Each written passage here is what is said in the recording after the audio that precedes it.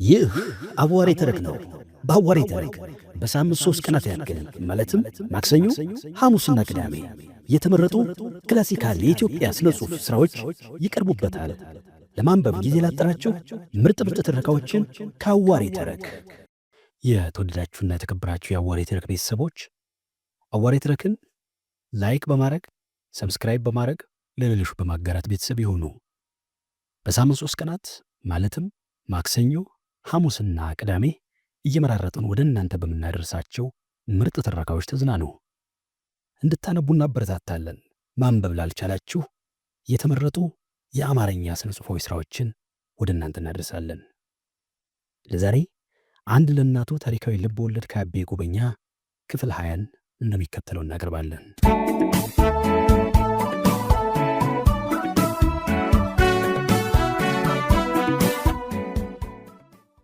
ልጅ ክንፉ ወደ ቋራ ተመልሰው የአባታቸውን ግዛት እንደያዙ አባታቸውን ለማስደሰትም ለወንድማቸውም ሲሉ ተማሪ ካሳን በጣም ይረዱትና እንዲያውም በማኅበረ ሥላሴ ገዳም ድረስ እየሄዱ ይጠይቁት ነበር።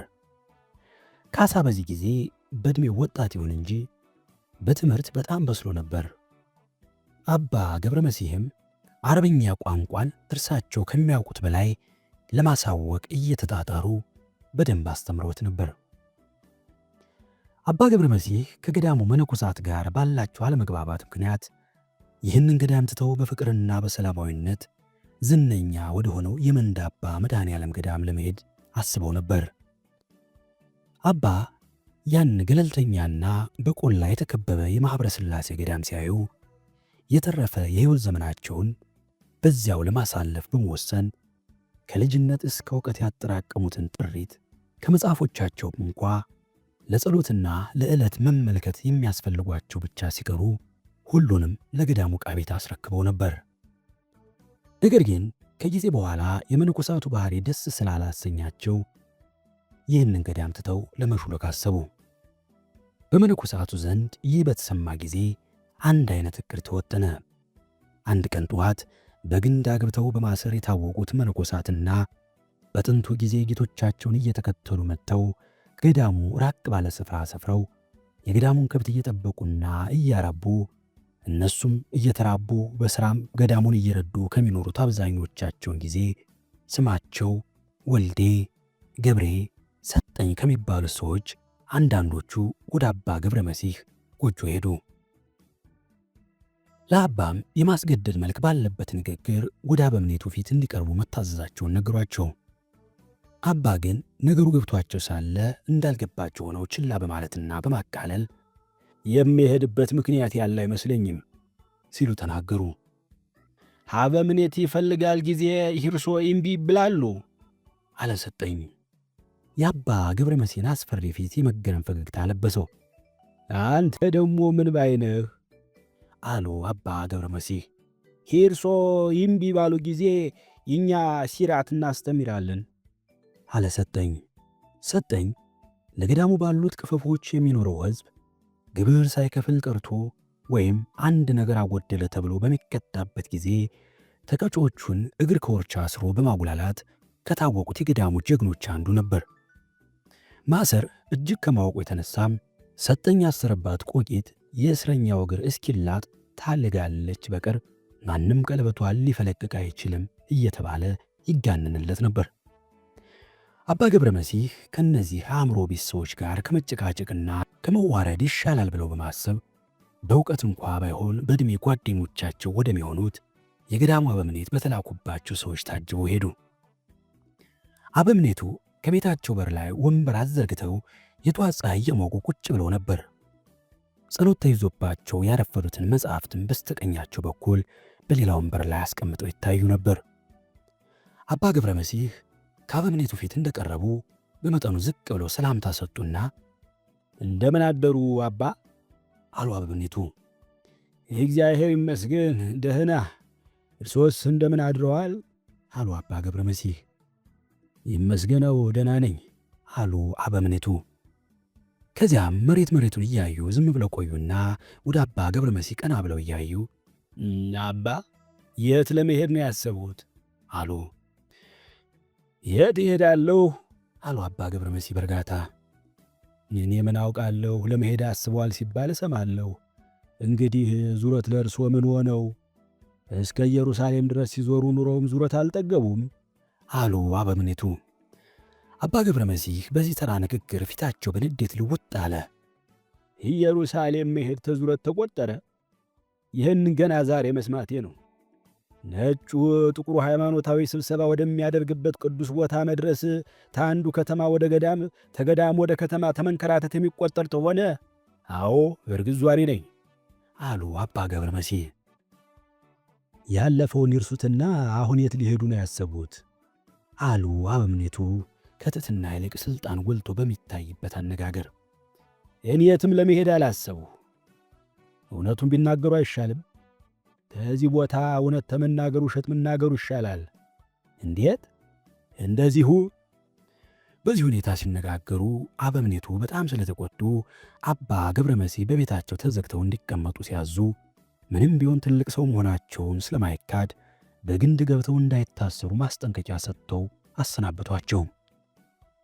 ሰጠኝ የአባ ገብረ መሲህ ነገር በግንድ አገብቶ በቆቂት ለማስጨነቅ የነበረው ብርቱ ምኞት ስለተቋረጠበት ያጉተመተመ አባ ገብረ መሲህን ወደ ቤታቸው ተወስደው በኋሊት ተዘጋባቸው።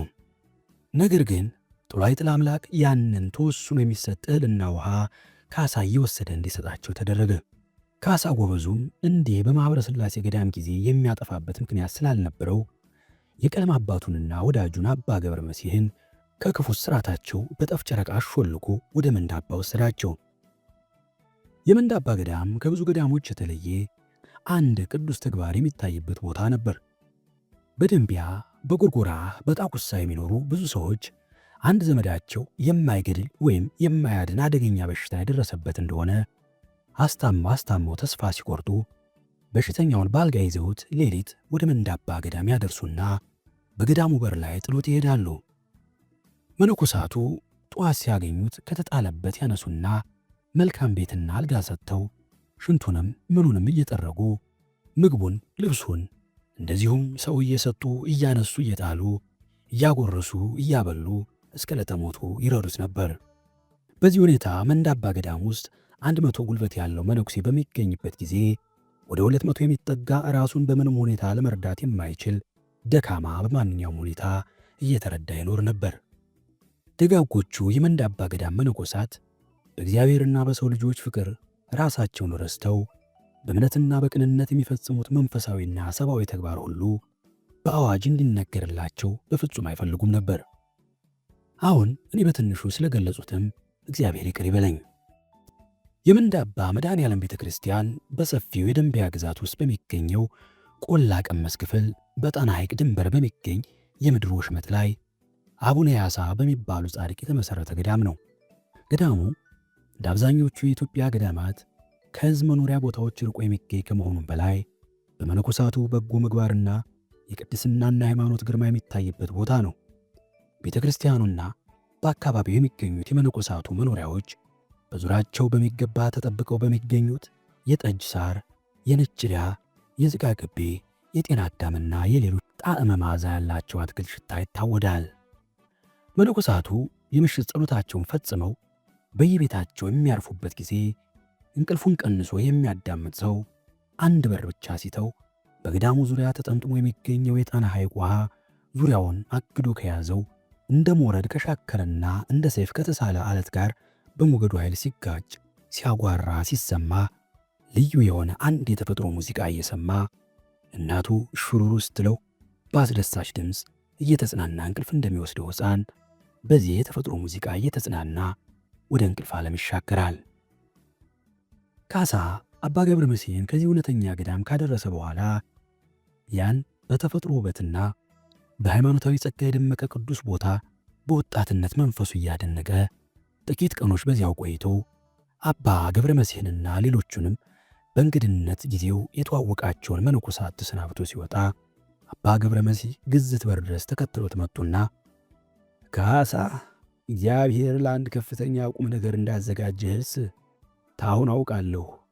ነገር ግን መንገድን ሁሉ እየተቃና እንዲያደርግልህና በጎዳና ላይ በብዙ ችግርና ፈተና እንዳትፈተን እግዚአብሔር በደካማውና በኃጢአተኛውም መንፈሴም ቢሆን ተመለመን አላቋርጥም።